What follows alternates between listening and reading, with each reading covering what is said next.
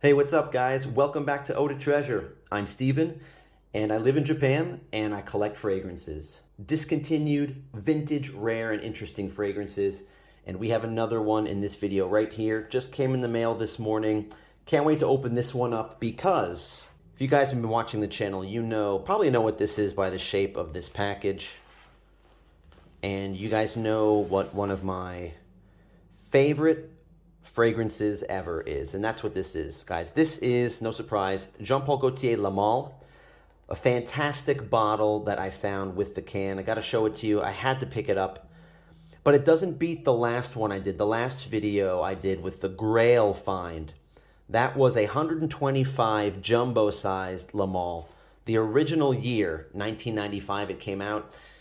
And it's sealed in the can. I mean, I've never seen anything better than that. So nothing can top that.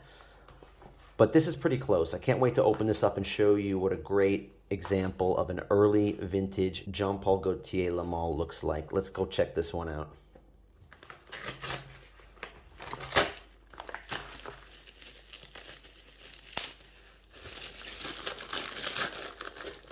All right, guys, here it is.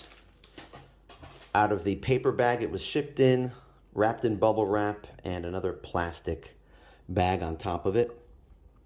Let's make sure it doesn't pop open on us as we're looking at the can. Yeah, so let's examine the can first. This is a vintage can of Jean-Paul Gaultier lemale, as I said several times. This is the 75 ml size. Right away, you know how you can tell that it's a vintage can right away? Because these ridges are not here. The later ones, the ones that came out maybe 10 or 15 years later, or now, the ridges are up here, but the ridges are in the middle on this can. And of course, looking at the bottom will tell you everything you need to know.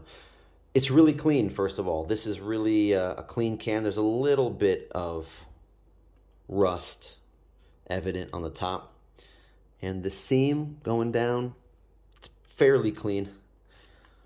Let's look at the details on the bottom. The first thing you want to look at is the area code here in Paris, 75008. This is a first year, 1995, or 96, second year.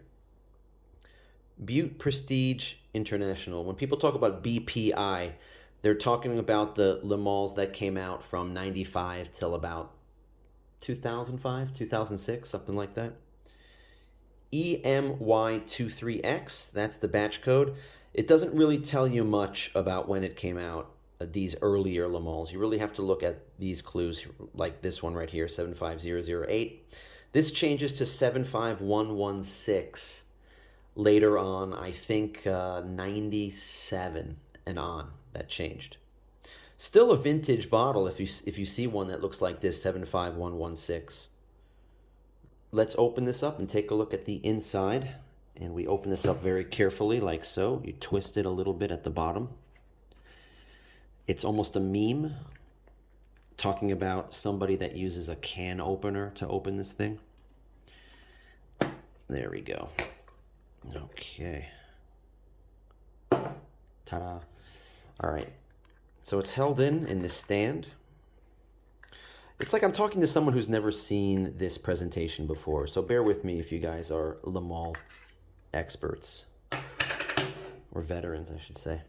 This is really clean. Bright white stripes, and look at the plastic here. Usually over time this fades and is a little bit off-white or light brown. This thing is bright white. This is like new. It's almost like I just opened the can for the first time. Let's look at the sticker on the bottom. The vintage ones have this sticker. This one is a little off-center, but somehow it passed inspection. There's your batch code. BPI 75008. Some of the 75008, it's located here on some of them, and on some stickers it's located right here in the center. Let's see how much is left in here. Wow, that's amazing. It's almost full. It's nearly full. Look at that. Look at that. It's maybe missing 1 or 2 ml. It's maybe been sprayed like, I don't know, 10 times, 10 or 15 times. Amazing. So this is like new. It's totally clean.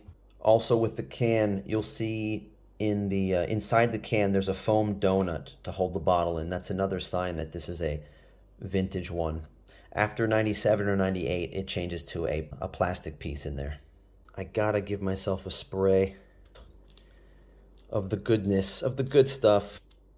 It wasn't even primed. I had to press that thing 3 times to get it going. But I gave myself a couple good blasts. Yeah, this is one where you can smell it right away without burning your nose. There's no alcohol. There's no strong alcohol in it. Right away.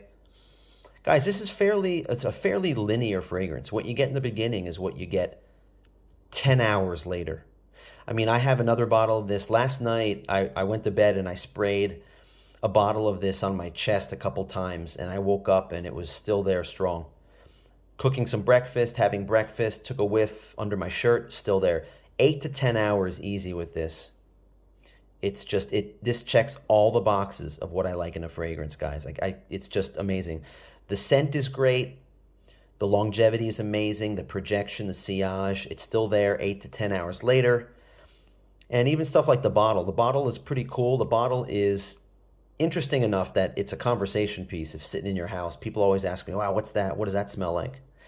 And I'm just like, you haven't heard of this? You don't remember this? Guys, if you don't know what this smells like, think of a lavender fragrance that has a sweetness to it. A sweetness with vanilla, tonka bean, and mint. This is just amazing. It's not bubblegum sweet like Invictus, but when this came out in the mid-90s, it was ahead of its time.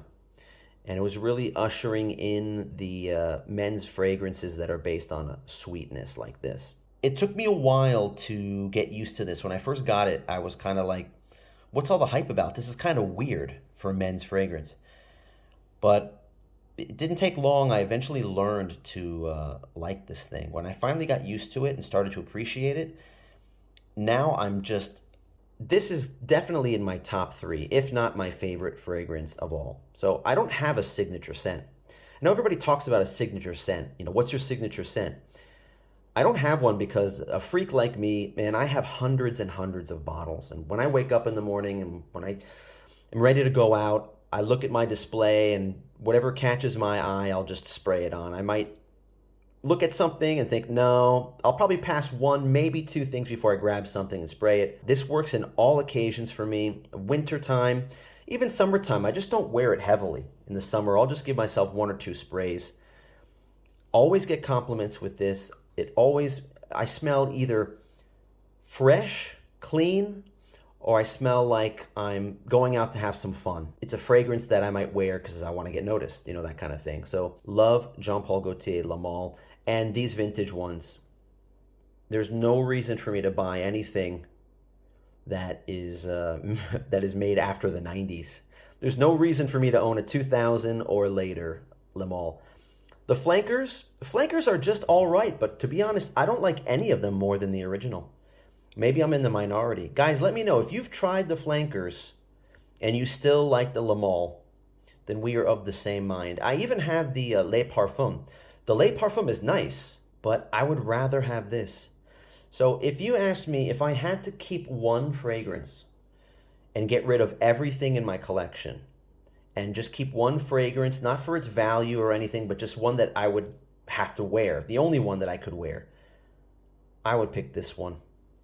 I think I've driven that point home, guys. This is one of my favorites, and you're going to see this a lot on my channel going ahead into the future. All right, what'd you think, guys? Did you like this video? Give me a thumbs up if you like this vintage discovery, rediscovery, a beautiful condition lemale from 1995 or 96. And subscribe if you like this stuff. Subscribe to the channel if you like these vintage finds that I'm uncovering here in Japan where I live. And leave me a comment. What do you think about the original lemale? And what do you think about the flankers? There's a new flanker out now that I'm very interested in. It's called Lemale Elixir. And it's getting glowing reviews. I think because it's new, people are just saying it's the best release of the year already. One YouTuber that I like said that he's not really that impressed with it. What's the big deal? And when people say that it reminds them of the original, but it's modernized, I'm skeptical of that because I've smelled, like, for example, Le Parfum does not smell like this. I mean, it smells closer to something else like 1 million to me, or Invictus, than it does to this. So, not sure. That's just my personal feeling. I didn't tell you how much I paid for this yet before we end the video. That's just another miracle. One miracle is finding this in this condition. You know, if I found one like this that just had 10 ml left in it and the batch code was all scratched off, I have one like that. That's one thing. But finding one like this is like new. That's a miracle. The second miracle is what I paid for it. 4,000 yen, or $28. 28 bucks for this. I think somebody in USA would probably buy this for 150 or 200. That's what I think. What do you think, guys? Hope you're having a great day out there. Hope you enjoyed the video, and I'll see you in the next one. Take care.